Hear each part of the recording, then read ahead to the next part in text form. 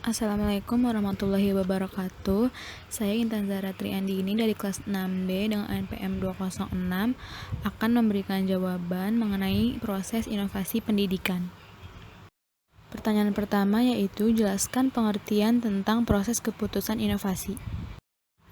Proses keputusan inovasi ialah proses yang dilalui atau dialami individu, yaitu sebagai unit pengambil keputusan yang lain, mulai dari pertama yaitu tahu adanya inovasi, yang kemudian dilanjutkan dengan keputusan setuju atau tidaknya terhadap inovasi, selanjutnya penetapan keputusan menerima atau menolaknya inovasi, selanjutnya mengimplementasikan inovasi, dan konfirmasi terhadap kemampuan inovasi yang telah diambilnya. Pertanyaan kedua yaitu apa saja faktor yang mempengaruhi proses inovasi pendidikan? Beberapa faktor yang mempengaruhi proses inovasi pendidikan, yang pertama yaitu adanya kegiatan belajar mengajar, di mana yang menjadi kunci keberhasilan dalam pengelolaan kegiatan belajar mengajar adalah kemampuan guru sebagai tenaga profesional. Guru yang dipandang memiliki keahlian dalam bidang pendidikan diberikan tugas untuk mengelola kegiatan belajar mengajar agar dapat mencapai tujuan tertentu, yaitu terjadinya perubahan tingkah laku siswa yang sesuai dengan tujuan pendidikan nasional maupun instruksional. Faktor selanjutnya itu ada faktor internal dan eksternal. Dalam faktor internal yang mempengaruhi pelaksanaan proses pendidikan dan mempengaruhi proses inovasi pendidikan yaitu siswa. Karena siswa merupakan pengaruh terbesar dalam inovasi, karena tujuan pendidikan yaitu merubah tingkah laku siswa yang sesuai dengan tujuannya. Lalu ada juga faktor eksternalnya yaitu orang tua. Peranan orang tua dalam menunjang inovasi pendidikan sangat mempengaruhi, yaitu dalam moral maupun dalam penunjang pengadaan dana. Faktor yang ketiga yaitu sistem pendidikan.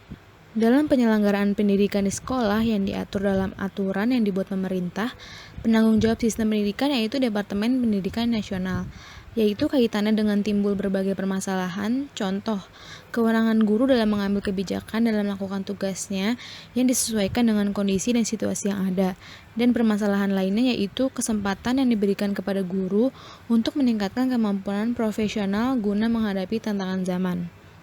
Pertanyaan ketiga yaitu jelaskan mengapa dalam proses keputusan inovasi tidak dapat berlangsung seketika tetapi harus membutuhkan jangka waktu yang panjang. Jadi alasan keputusan inovasi tidak dapat berlangsung seketika tetapi harus membutuhkan jangka waktu yang panjang yaitu karena agar individu atau organisasi dapat menilai gagasan yang baru itu sebagai bahan pertimbangan untuk selanjutnya akan menolak atau menerima inovasi dan akan menerapkannya. Pertanyaan yang keempat yaitu sebutkan dan jelaskan ciri pokok keputusan inovasi yang membedakannya dengan tipe keputusan lainnya. Jadi, ciri pokok keputusan inovasi yang merupakan perbedaannya dengan tipe keputusan yang lain ialah dimulai dengan adanya ketidaktentuan tentang sesuatu inovasi. Pertanyaan yang kelima, Zaltman, Duncan, dan Holbach tahun 1973 membagi proses inovasi dalam organisasi menjadi dua tahap, yaitu tahap pemulaan atau initiation stage dan tahapan implementasi atau implementation stage. Jelaskan langkah-langkah pada dua tahapan itu, yaitu tahapan permulaan dan tahapan implementasinya. Tahap yang pertama yaitu tahap permulaan, ya ada langkah-langkahnya. Yang pertama langkah tahap pengetahuan dan kesadaran dan langkah pembentukan sikap terhadap inovasi. Langkah tahap pengetahuan dan kesadaran yaitu dalam langkah ini jika inovasi merupakan ide, kegiatan, atau materi yang diamati baru oleh penerima inovasi, maka inovasi itu merupakan masalah yang pokok, sebagai masalah yang pokok. Nah, sebelum inovasi diterima, calon penerima itu harus menyadari bahwa adanya inovasi, karena dengan demikian adanya kesempatan itu untuk menggunakan inovasi tersebut. Langkah yang kedua yaitu langkah pembentukan sikap terhadap inovasi. Dalam tahap ini, anggota kelompok membentuk sikap terhadap inovasi, karena hal ini sangat penting untuk menimbulkan motivasi untuk mengubah atau menerima inovasi tersebut. Lalu, pada tahap implementasi, langkah awalnya yaitu langkah awal implementasi, di mana merupakan langkah dalam penerapan inovasi. Dan langkah yang kedua yaitu langkah kelanjutan atau pembinaan.